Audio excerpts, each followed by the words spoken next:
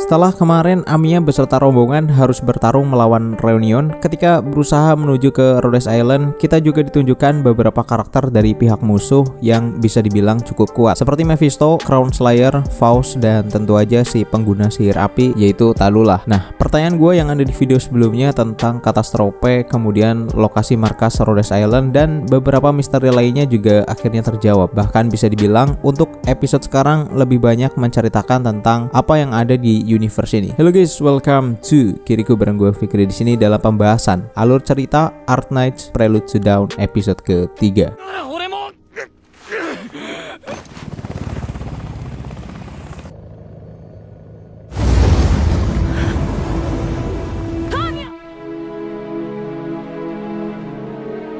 Oke, Tallulah kembali mengeluarkan kekuatan apinya dan Amiya membuat sebuah barrier atau pelindung untuk melindungi teman-temannya. Doberman meminta Amiya untuk berhenti karena ia khawatir jika Amiya memaksakan kekuatannya itu akan ada sesuatu yang terjadi dengan cincinnya yang kemungkinan akan berdampak negatif untuk Amiya sendiri. Tallulah kemudian menghentikan serangannya setelah melihat apa yang dilakukan Amiya, dan dari ekspresinya sepertinya Tallulah baru aja mengetahui sesuatu yang mungkin menurutnya penting, tapi di sini nggak dijelasin secara jelas apa yang membuatnya menghentikan serangan setelah ia melihat Amiya. Dokter kemudian meminta semua anggota untuk menyerang Tallulah secara bersamaan. Selanjutnya mereka diperintahkan untuk segera mundur sesuai arahan karena waktunya udah nggak banyak. Menurut dokter, jika bisa keluar dari lokasi ini, ia tahu sebuah tempat untuk bersembunyi. Namun tiba-tiba terjadi seperti hujan meteor yang menghantam lokasi mereka, yang mana ternyata inilah yang disebut katastrofe, sebuah badai mematikan yang bisa menghancurkan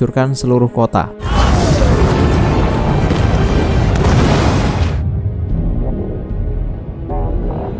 Amiya kembali membuat pelindung, namun ukurannya nggak terlalu besar dikarenakan faktor kekuatan. Tallulah juga sebenarnya membuat sebuah pelindung, namun ia menggunakannya untuk dirinya sendiri, yang mana Tallulah nggak peduli jika anggotanya terkena badai mematikan itu. Untuk bisa menyelamatkan dokter, Ash beserta rekan timnya yang disebut Guard berusaha menahan serangan dan menyuruh teman-temannya pergi terlebih dahulu. Namun sayang, pintu keluar kemudian runtuh yang membuat tim Ash nggak bisa ikut pergi. Ash meminta Doberman untuk meninggalkannya saja karena saat ini mereka harus menentukan prioritas utama. Ash juga menghubungi dokter yang intinya ia meminta dokter agar menjaga Amiya dengan baik. Singkat cerita, tim Amiya berhasil menyelamatkan diri dan bersembunyi di sebuah celah antar bangunan untuk menunggu tim evakuasi dari markas utama. Oh ya, sebelumnya Amiya itu pingsan ketika akan membuka reruntuhan demi menyelamatkan Ash. Setelah ia bangun, Amiya bertanya kepada dokter apakah Ash dan pasukannya berhasil selamat. Dokter hanya diam, yang artinya saat itu mereka emang menganggap Ash itu udah dikalahkan. Gak lama kemudian, pasukan Reunion yang dipimpin oleh wanita bernama W berhasil menemukan persembunyian tim Rhodes Island. Ia meminta mereka untuk menyerahkan dokter, tapi di situ Amiya merasa kayak pernah bertemu dengan W di suatu tempat, dan ia sedikit heran bagaimana W bisa mengenal dokter. Yang bikin tambah aneh di sini, setelah permintaannya ditolak, W gak melakukan serangan dan malah pergi. Katanya tugasnya udah selesai. Di tempat lain, Ash ternyata masih bisa berdiri dan ia menyelamatkan Guard yang tertimbun reruntuhan. Ash mengatakan yang selamat hanya 2 orang, yaitu dirinya dan si Guard ini. Ash juga harus kehilangan tangan kirinya untuk menyelamatkan si Guard, dan ia meminta agar temannya itu tetap hidup serta membuktikan kalau pengorbanannya gak sia-sia. Ia kemudian mengulur waktu agar temannya itu bisa selamat dan bertemu dengan tim evakuasi markas pusat. Nah, di sini gue nggak tahu apakah Ash kali ini beneran akan mati atau ia emang cuma ngulur waktu dan kemudian bersembunyi.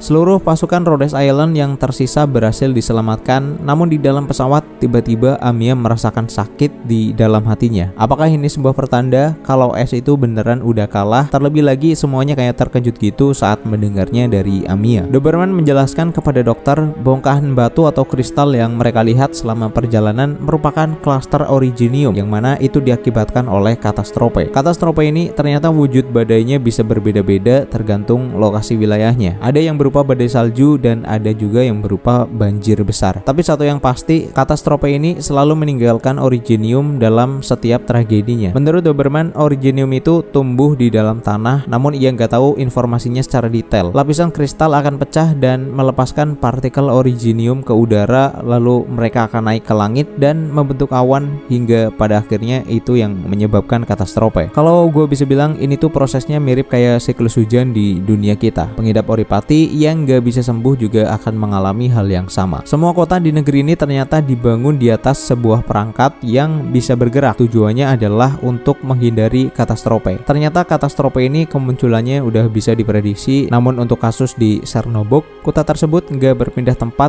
yang diduga ini adalah karena ulah para Reunion. Dan jika kalian masih ingat di pembahasan episode 1, ada sebuah informasi yang mengatakan para Reunion ini sengaja memanfaatkan katastrofe dalam melancarkan aksinya. Nah, menurut Doberman ada sesuatu di balik pemberontakan kali ini. Orang-orang yang terinfeksi yang berasal dari Chernobog juga terlihat sedang menuju ke kota lain yang bernama Lungmen. Akhirnya mereka tiba di markas Rhodes Island dan disambut oleh beberapa orang. Dokter juga terlihat tidur pulas, mungkin sangat lelah karena bisa dibilang seharian penuh ia sama sekali nggak tidur. Ketika bangun, dokter disambut oleh PRTS dan alat itu menjelaskan kepada dokter beberapa hal tentang markas ini dan memandunya untuk berkeliling. Rhodes Island merupakan kapal darat dengan fasilitas medis yang sangat lengkap. Mereka juga memproduksi obat-obatan terbaik termasuk fasilitas penelitian tentang oripati. Seluruh energi untuk kapal ini diproduksi sendiri dan sumbernya adalah Origenium yang telah dimurnikan. Rhodes Island juga membuat produk untuk dijual ke kota-kota serta perusahaan lain yang berupa olahan Origenium serta logam berat lainnya. Operator dan para pasien bisa tinggal secara berdampingan yang mana hal itu membantu meringankan beban mental yang sedang mereka alami. Kapal ini juga merupakan tempat tinggal bagi banyak individu tanpa membedakan ras, latar belakang, dan status infeksinya. Nggak cuma itu, karena Rhodes Island ini juga punya banyak misi, organisasi ini memiliki persenjataan dan alat transportasi yang bisa gua katakan sangatlah canggih. Dokter kemudian menemui Amiya yang sedang berada di luar dan menurutnya dengan semua fasilitas serta tujuan Rhodes Island, Amiya harus memikul beban yang sangat berat. Amiya mengatakan ia nggak bisa melupakan apa yang diucapkan Tallulah waktu itu, di mana Amiya dianggap sebagai seorang idealis bermulut besar dikarenakan tujuannya yang ingin menyelamatkan semua orang. Namun ternyata Amiya juga pernah merasa ragu dengan tujuan dan jalan yang ia pilih. Dokter menceritakan sebelum pergi, S mengatakan sesuatu kepadanya yang sampai saat ini sebenarnya dokter belum tahu apa maksudnya. Menurut S, pasti akan datang di mana ia harus menghadapi dunia yang kejam ini dan S percaya apa yang dipilih Amiya adalah jalan yang benar. Mendengar hal itu pun Amiya merasa harusnya ia yakin dan gak perlu bimbang. Meskipun saat ini dokter merasa gak punya apapun, ia berjanji akan membantu Amiya untuk mewujudkan idealismenya. Setelah itu di dalam markas, Doberman menjelaskan rencananya untuk misi selanjutnya. Dalam misi penyelamatan dokter saat di Chernobog, mereka juga berhasil mendapatkan banyak informasi tentang Reunion dan berdasarkan hasil analisa, tujuan Reunion yang berikutnya adalah kota Lungmen yang posisinya gak terlalu jauh dari Chernobog. Anggota Rhodes Island yang bernama Dr. Kalsit juga udah pergi ke Lungmen untuk membuat kesepakatan dengan perwakilan kota. Untuk Amiya dan dokter, tugasnya adalah menyusul Dr. Kalsit untuk membantunya membuat kesepakatan. Dan jika itu berhasil, tugas mereka selanjutnya adalah menyelidiki aktivitas Reunion yang ada di kota itu.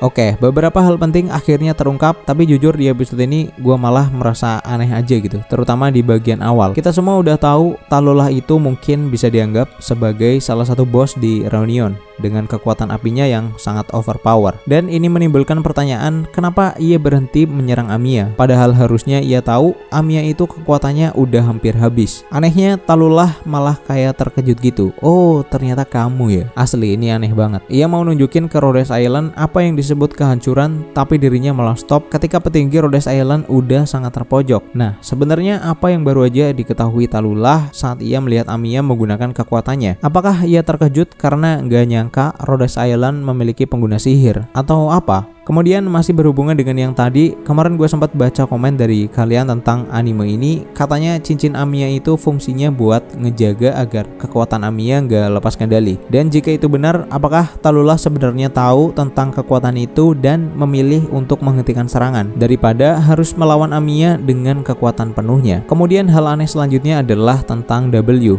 Ini yang paling aneh sih. Dia berhasil nemuin keberadaan Rhodes Island, terus cuma nanya apakah mereka mau nyerahin dokter. Dan saat ditolak, ia langsung pergi gitu aja. Katanya tugasnya udah selesai. Terus ini maksudnya gimana anjir? Gue bener-bener gak paham. Karakter yang baru muncul tapi langsung bikin bingung. Jadi apakah dia ini dikirim cuma buat nanyain itu doang, dan kira-kira siapa yang nyuruh W buat ke situ? Selanjutnya adalah tentang Guard. Kayaknya nanti si Guard yang satu ini bakal menjadi sosok yang cukup berpengaruh di Rhodes Island, mengingat apa yang baru aja dikatakan Ash kepadanya. Kalau Ash beneran mati, artinya si Guard ini kayak punya tanggung jawab moral untuk memenuhi keinginan dari Ash. Nah, alur ceritanya jadi makin seru dan tentunya patut kita nantikan apa yang akan terjadi ke depannya, terutama nasib dari kota Lungmen.